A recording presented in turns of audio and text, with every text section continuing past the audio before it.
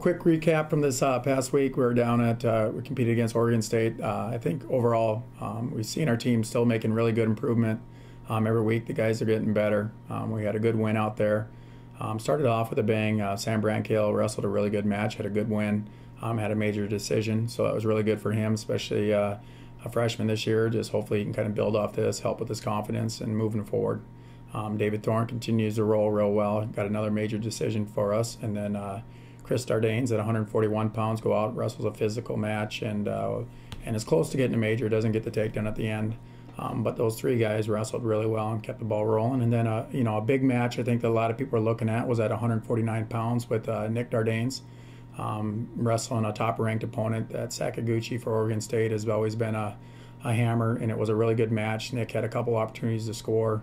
Does get a takedown and ends up winning that match there. Wrestled a great match and really has shown that he can beat the best up at 149 as well. So it's been a really good move for him. At 157 pounds, we had Dylan Ness was scheduled to go out there with us. A last-minute illness with him. We brought him out anyways, but also had to bring out Brandon Kingsley, who came out and wrestled Pena, one of their tough athletes. And it was a really good match. Kingsley looked good. He come out, got a first takedown, was riding really hard.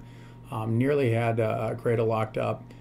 Probably maybe could have put the match away. Then ends up going down, and Oregon State's really tough on top, and ended up getting pinned in the second period. But he was wrestling very well. It was a match we could have won. We were really pleased with his fight and his performance there.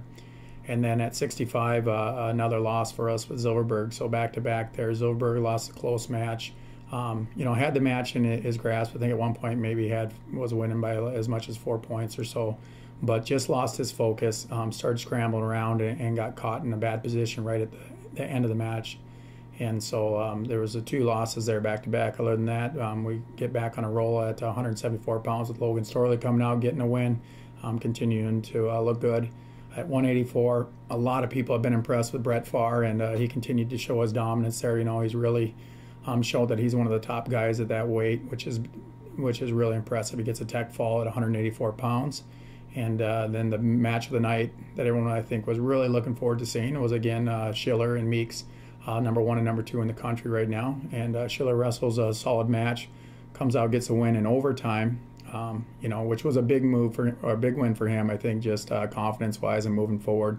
Obviously, it shows that he's made some good adjustments from the last couple times they wrestled and getting better week by week. And then comes down to our 2-time national champ, Tony Nelson, and he ends the duel with a win. And so overall, it was a really good experience. We're proud of their effort, and it was an exciting duel.